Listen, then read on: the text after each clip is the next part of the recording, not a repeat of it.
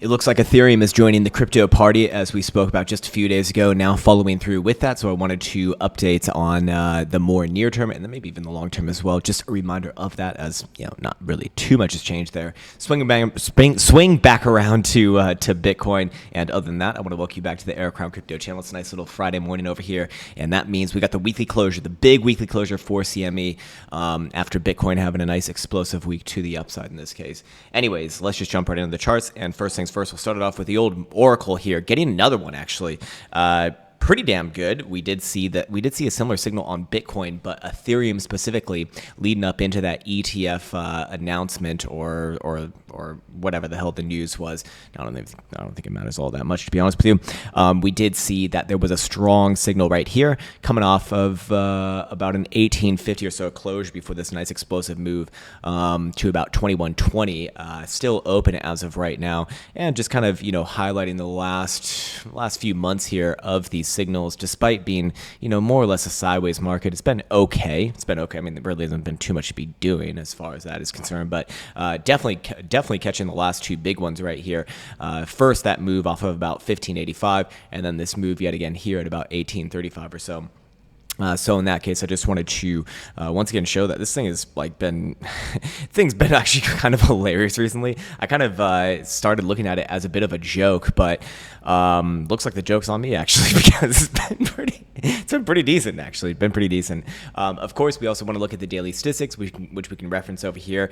And seeing as today is Friday, the bullish rate, meaning that the amount of total daily closures in Ethereum's history that have closed positively is 56.25%, with an average return for the winning side for those positive closures of just under 3%. For the losing side, a little bit less than that, at losing 2.88%. So looking at let's go over here to the daily and seeing where Ethereum is currently at right now, or sorry, where the open was. What if it does play out to the average gain at about almost 3%, which is kind of a lot. That would put Ethereum somewhere around 2180-ish region. If it does play out to the average loss, let's see what that would amount to. Be somewhere down around here at about 2060 or so. Kind of would constitute a bit of a rejection after retesting these April highs from earlier this year.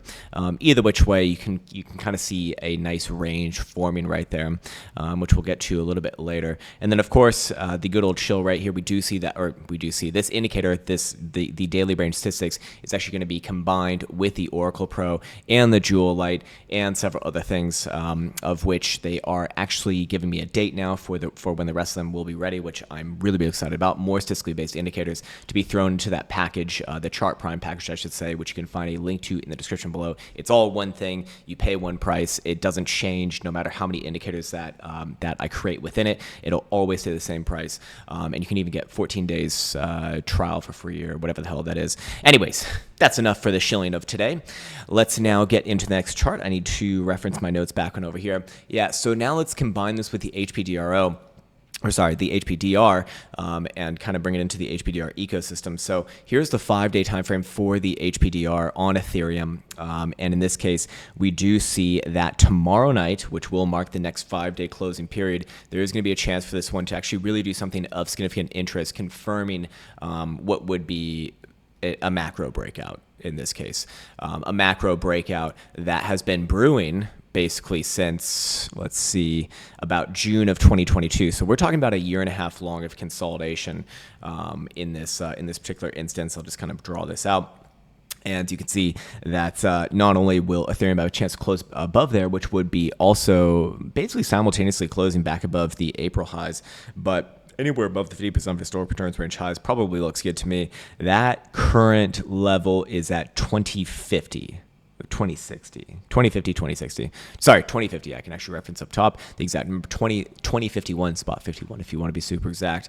That is going to be combined with several extremely interesting things over here as far as HPDRO, directional volatility is concerned, turning up or continuing up, I should say, into the relatively positive levels that we really haven't seen since major runs of the past. And this is coming alongside what is a fresh expansion off the lows for volatility, HPDR related volatility.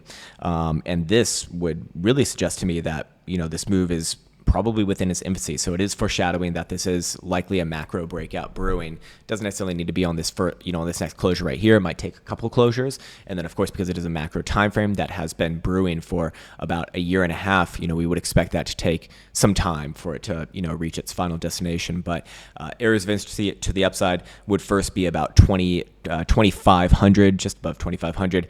Then you got, of course, I think this was like May breakdown of 2022, also the 90% of historic returns range, which is 2,730. And then if things get really crazy, like really fucking crazy, maybe even 3,000. But I do think that that's kind of well and far away. For the pattern bros out there, I'm sure that they're looking at this as an ascending triangle. And to be fair, it is.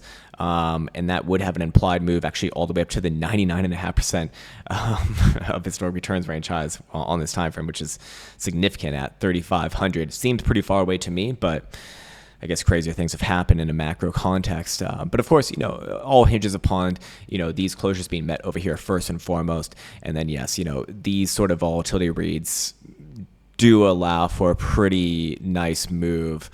I mean, when was the last time we saw expansion from these levels that reached like extremes?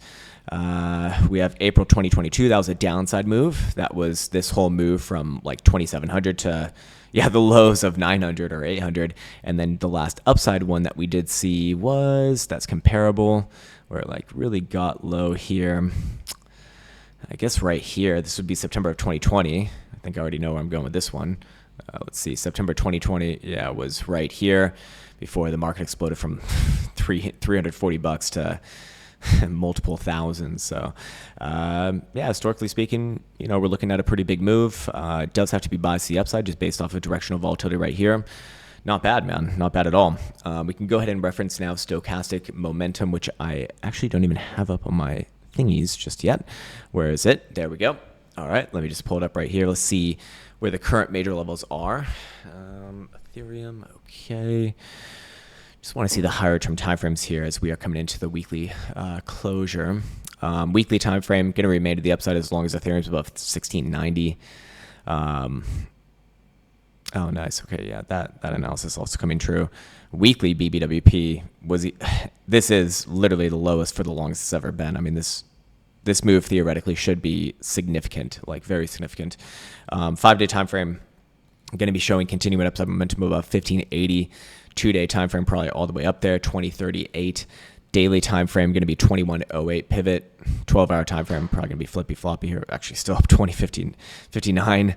4-hour time frame going to be again way up here, 2080, and hourly time frame going to be showing 2119. But most of these time frames, except for the 5-day, are already at extremes. So what does that lead me to believe? It leads me to believe that there's probably a pullback first. Remember, when we're looking at the 5-day setup there's 5 dailies within one 5-day period. So, to me, that means that, short term, is there a bit of an ebb and flow here? Probably yes. I mean, this is, a year-long, yearly highs, essentially. Wouldn't be asking too much for a pullback there, but higher term time frames still remain bullish and still remain positioned towards the upside as far as expansion goes. Okay, we've gone through that. We can briefly go over here for Ethereum as well. Just, checking out the monthly. I think this one also had a lot of our sort of long-term projections on it as well. Hidden bullish divergence on the monthly RSI. Monthly Jewel is getting a continuation signal as of right now. It's pretty early in the month to be calling it, obviously, but I'd say that looks pretty good so far. It looks pretty good. And then, of course, I guess we can now let's look at like a Fibonacci projection here. What would this look like? Hey, stuck at the 50% right now. 618 at 2560 set. So 2500 to 2550ish region probably gonna be a big area. And then I guess 3,000 plus if things get really, really crazy there. Not bad. The LARP lines playing out, funnily enough, as that goes. All right. What else? Yes. Okay. And then also I wanted to look at Ethereum Bitcoin. So we were looking at a likely bounce there earlier this week. I believe it should be bouncing. It certainly is bouncing. I said at least, 5.6 to 5.8 million Satoshis. Next area of interest would be 6 million Satoshis, which it looks like it very well should get. whether you're macro bullish or macro bearish on this one, you kind of have to be looking for continuation of this rally. I'd say towards 6 million Satoshis. Things start to change around, though, in my opinion, as far as the macro goes. And this one could be macro bullish yet again, back above 6.5 million Satoshis. But until then, it is still lower highs, to be fair.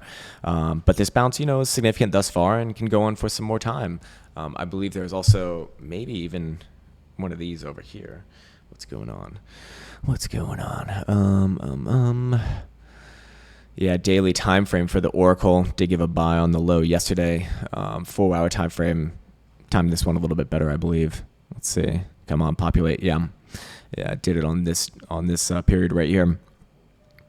Short term, probably a bit of a pullback, I would imagine, but I do expect that this one does continue upwards and onwards. Yeah, this one's actually still looking pretty good. In fact, funnily enough, for Ethereum, Bitcoin, Friday is the most bullish day, meaning that it does have the most positive closures throughout the history of this asset at 54.17%, which is not much better than average, really. But it is the best. It is the best day with an average return on the positive side of 1.29%, average loss at 1.6%. So interesting right there.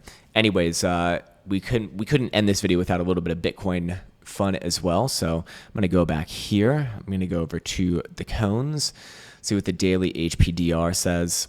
Curious where it's currently at. You can see, this is very interesting. You can see that despite yesterday's nice wick to the upside, daily closure was still had pretty much right at the edge of the current range highs for the HPDR bands.